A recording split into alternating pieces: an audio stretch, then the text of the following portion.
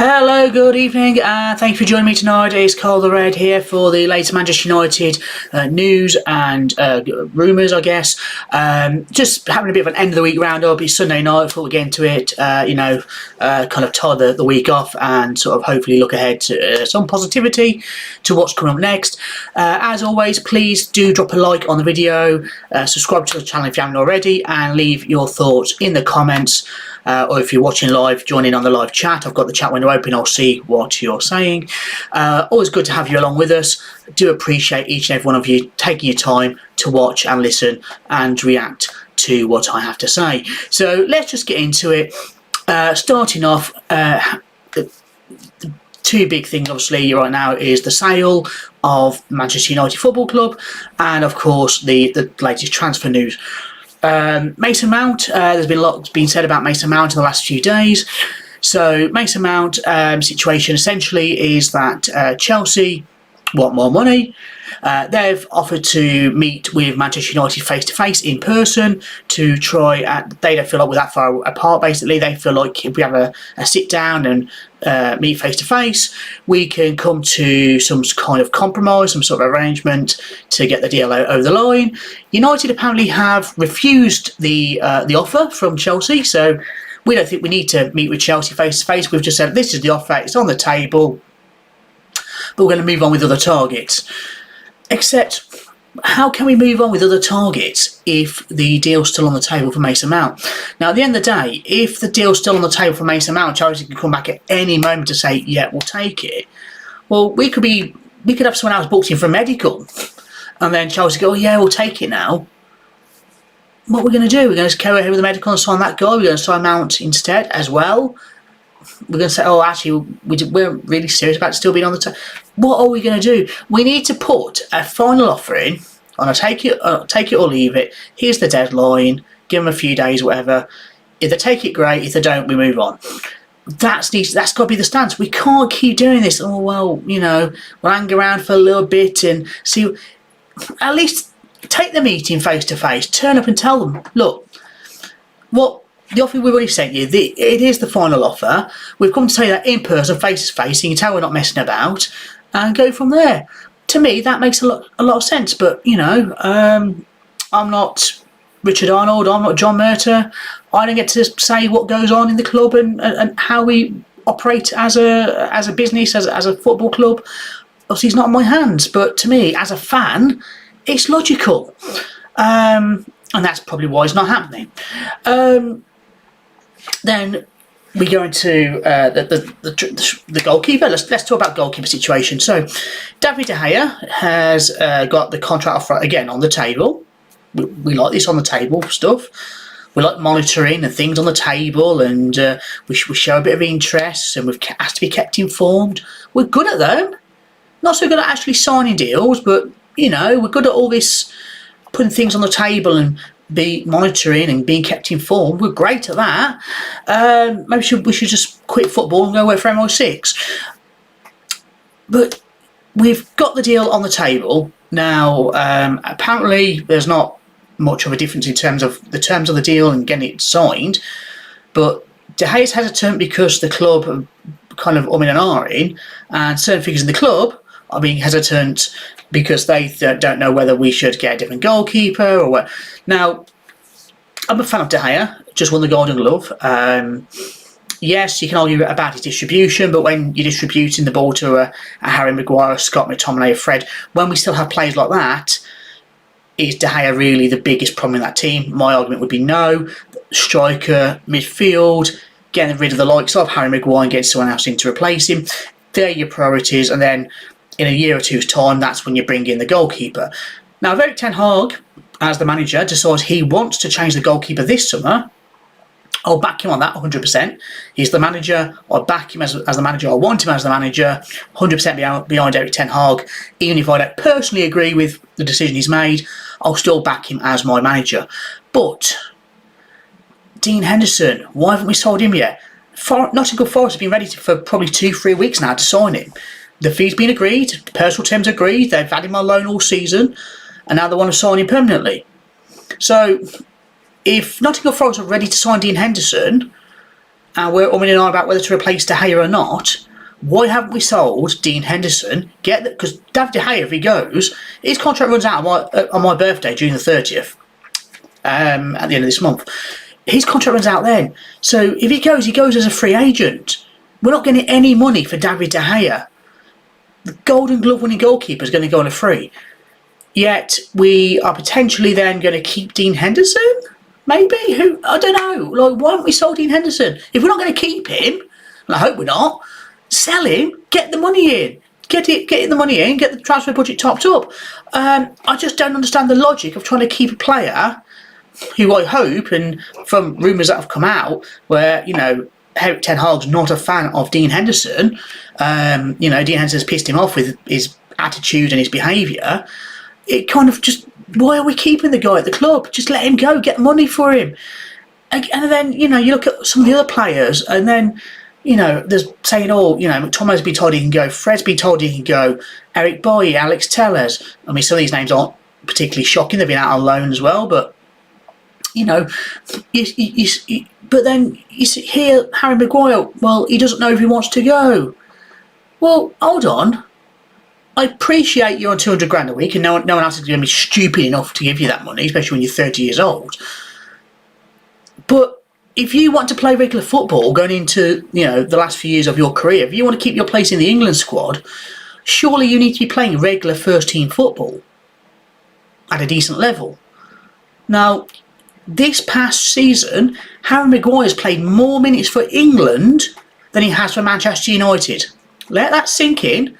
He's played more minutes for England under Gareth Southgate than he's played for Manchester United under Erik ten Hag. Now that tells you a lot about when Southgate come in, he was, players will be picked on form, not reputation, and names. Well, clearly not. You picked Calvin Phillips, he hasn't played for Man City. You picked Harry Maguire, he hasn't played for Man United. I'm sure there's other players as well. So forgive me for thinking that we can't trust Gareth Southgate to keep his word, but that's what it is. But where's Harry Maguire's pride and his ambition and his drive as a professional? Where's that? Is he happy? If he's happy to sit on the bench for another couple of years, collecting 200 grand a week to do nothing, what does that say about Harry Maguire?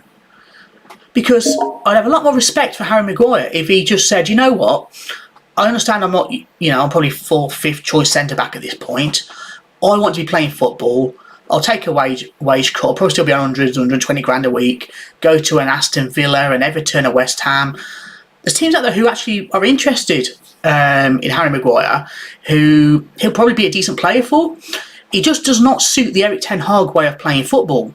We want our defensive line, our centre-backs, to be up in the opposition half. Up, in the halfway line, opposition half, playing that high line.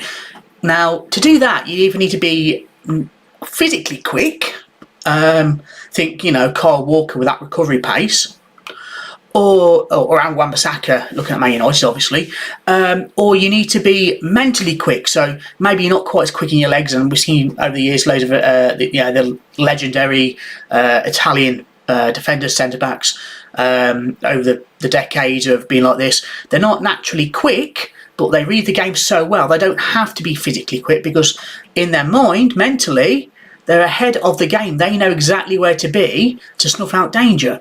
Now, unfortunately for Harry Maguire, he's neither. He's neither physically quick nor mentally quick, which when someone wants you to defend on your halfway line means that every single game, where the opposition will put their pacey forwards on you, and they know if they run at you, they get past you, you're never going to stop them unless you foul them. I mean, remember season just gone? Was it season just gone? Yeah, season just gone against Man City. Been on the pitch all over about 10 seconds. No, it wasn't Man City, was it? Was it Arsenal? Maybe it was Arsenal. Yeah, Gabriel Jesus, wasn't it? Yeah, Arsenal. There you go.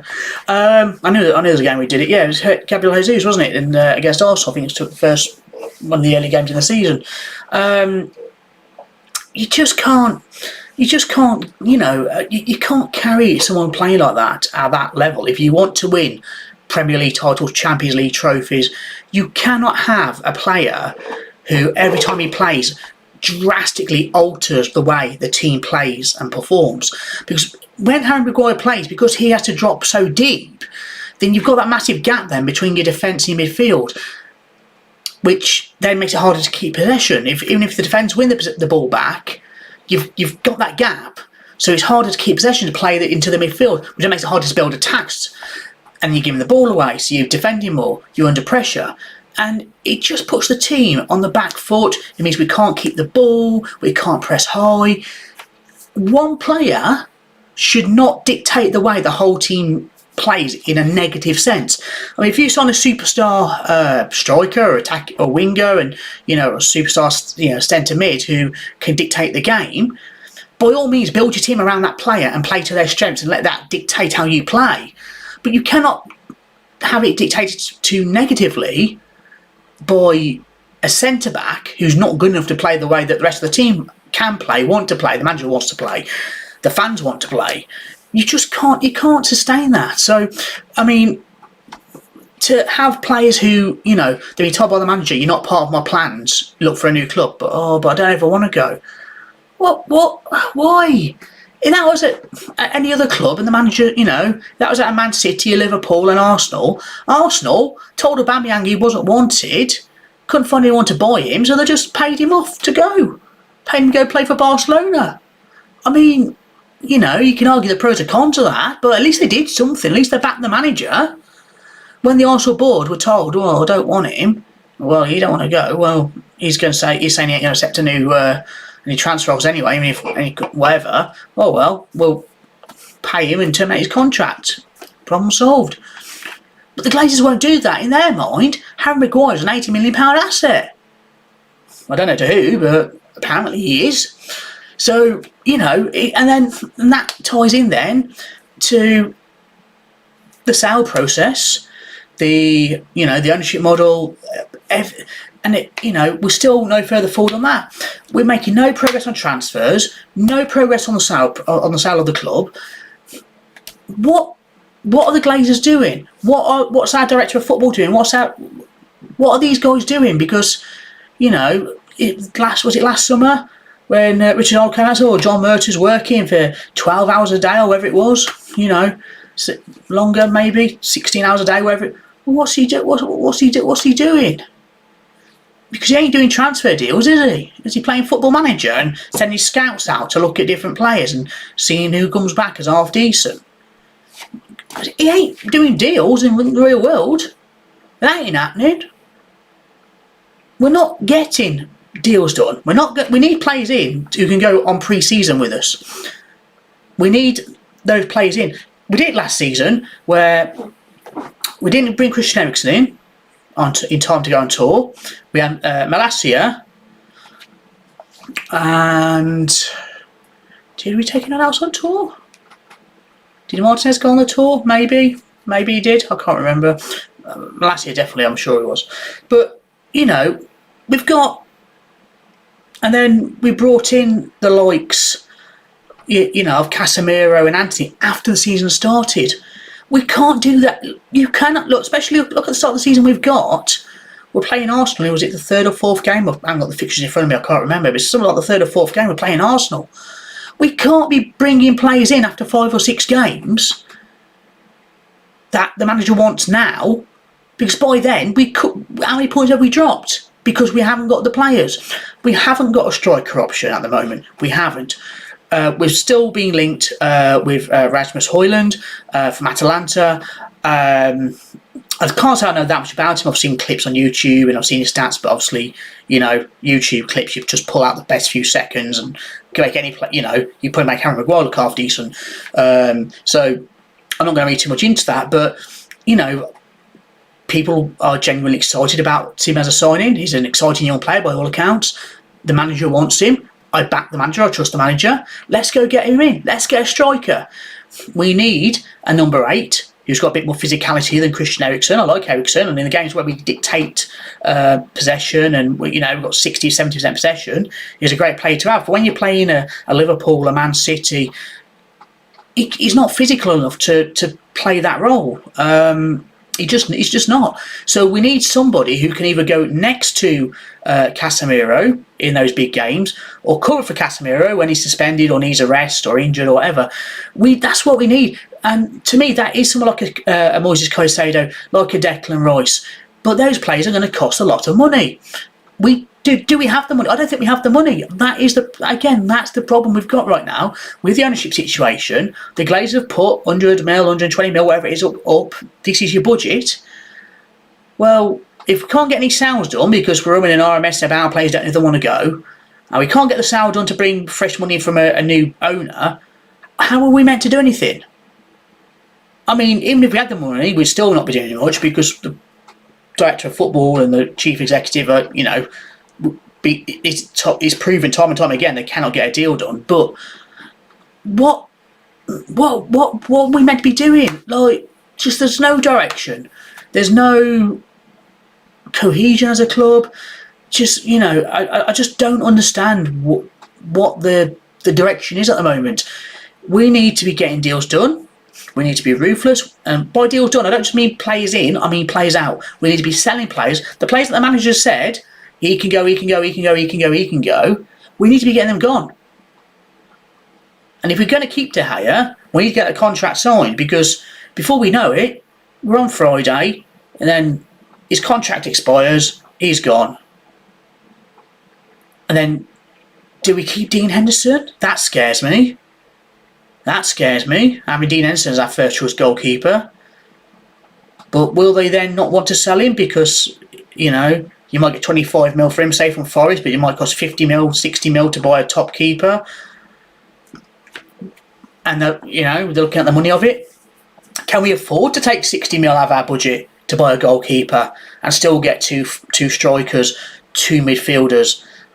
Is that why we've not gone for Kim Min-jae now? Because we knew we couldn't, we've got this uncertainty about the goalkeeper situation, and there's so much going on but not going on at the same time. So many questions that need to be answered, and there's no answers. There's just no answers coming out. So I'm really looking forward to hopefully seeing some transfer activity, whether it's in or out, with Manchester United in the next few days, and also an update on the sale process. I'd like to think that, we're Sunday the 25th of June. I'd like to think we're not in a position where we go too much longer without doing anything else. Other clubs have certainly made deals. The Chelsea have sold quite a few players, and Arsenal are making signings. Man City with Kovacic, the teams who have finished above us in the league, that's what I'm trying to say, they're making signings, they're strengthening, they're going from a position of strength to get even better. Well, we've already got that. Look at the table, doesn't lie. Man City, Arsenal fairly close, and a big gap then down to Manchester United. We've got a big gap to catch up anyway. We've got that ground to make up, and it's going to get worse. We're going to get further behind if we don't strengthen, and they do. So we need to get the club sold, get the Glazers out, get the Deadwood out, and get the players in that the manager wants. Back the manager, bring in the players that he wants to play the way he wants to play, and then we can look ahead to the season with optimism, with excitement, and genuinely trying to build on a season where, in all honesty, we've just overachieved. We finished third, and it was a bit of a scrap towards the end, but we got third, won a trophy, got to another cup final. If we want to build on that this season rather than trying to repeat it or do worse, we need to strengthen. We're not good enough to win Premier Leagues, Champions Leagues, even an FA Cup, and Man City are involved.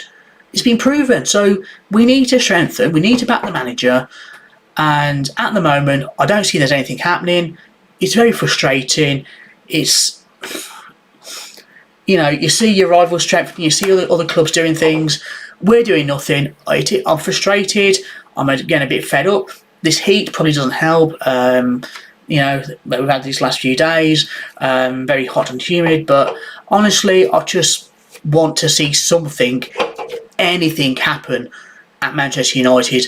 The sale of the club, players going out, players coming in. Let's see something happen. Give us fans something to be positive about, something to look forward to, something to be excited about. Because right now, it feels like nothing's happening. We're just in the same holding pattern, and we're watching everyone else get better. Anyway, I feel like this is just kind of turned into a therapy session where I'm having a rant. Probably needed it. It has been a frustrating few days as a United fan, certainly since the last update I gave a few days ago. There's nothing really happened. That's probably part of why I've not really been on. Hopefully, going forward, we'll be getting more regular updates coming out now. We're getting towards the end of June, going into July. Something needs to happen. So, yeah, we'll try and hopefully have a bit more to talk about going forward. As I said earlier, if you please hit the like button. If you've not already subscribed to the channel, hit subscribe. Let me know what you think in the comments. And thank you, if you made it this far, for watching all the way through. You're an absolute legend. And I'll catch you soon here